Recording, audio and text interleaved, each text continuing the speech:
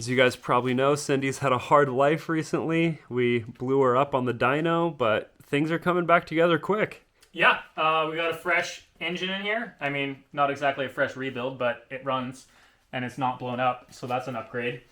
Also working on upgrading the front suspension. Right now I'm sticking with the original shocks. I'm just fixing the geometry and making these arms stronger because they were bending. But I'm also looking at these beautiful Fox air shocks that we have. These are actually for a Polaris RMK Pro, which is funny because all of these are from Polaris snowmobiles as well, all four of the shocks that are on it currently. Anyway, so yeah, right now what I've done with the front suspension is just, it used to be, so it's got this sort of twin I-beam style where the pivot is on the opposite side from the tire that it's for. And it used to have a bar that went basically straight back to this pivot here, which if it could be a straight line would be very strong, but it had to bend inward to clear the tire when you steer.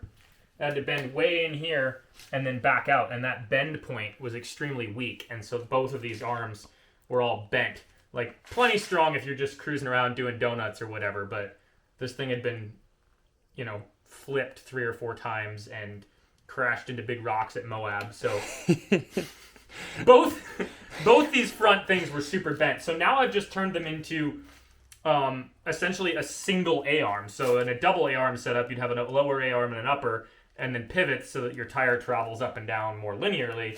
In this case, it's just a single A-arm, so the tire has a ton of camber change throughout the travel.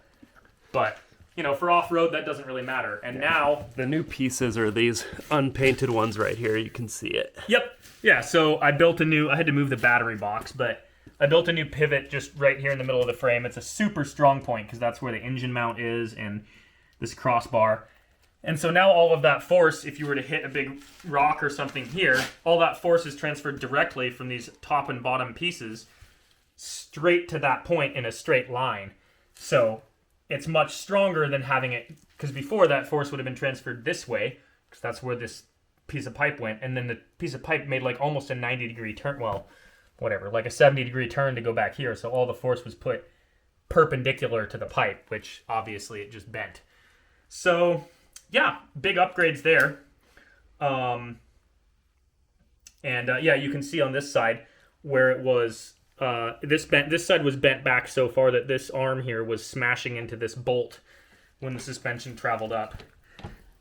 And you only had about that much travel before it bottomed out on the bolt, so that was not good.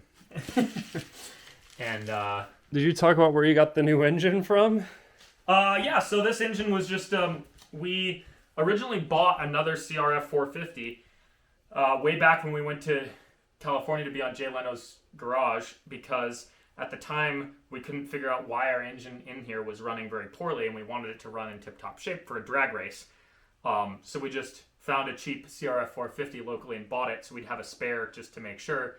And then we found out that the exhaust was our problem the whole time. We just had a super restrictive, terrible little, cheap muffler on there. So anyway, this bike, the whole bike was just sitting in the shed for the last couple of years waiting for us to turn it into something.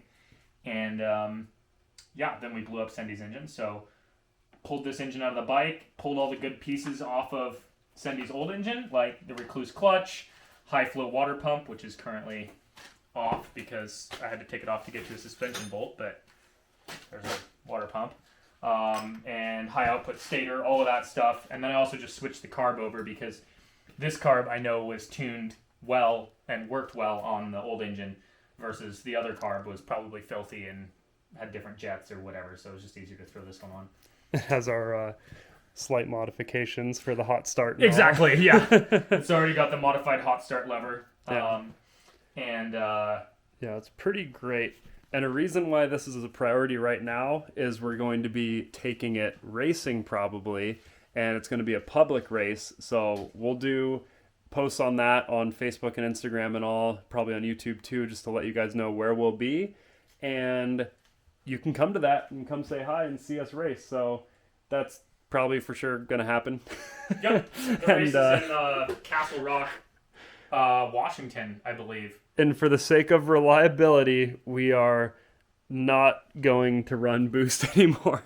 So this is on our wall of disaster. Wall of destruction. And yeah, we're going to table that for now. Maybe we'll come back to it later, but probably not. Probably not. This already had way more power than you could really use anyway. Yeah. The supercharger was just a fun experiment to see if we could do it. So we did it. We blew it up. And moving on, now we're going to make it reliable and fun again, because we always talk about how much fun this thing used to be back when it was just, more or less reliable and you could just hop on it and go. And the suspension was good, so that's what we're getting back to. Yep, we're getting back there, and then if we come up with crazy ideas, we'll probably do it and destroy it again and then bring it back here to where we know it's fun and good. Yep.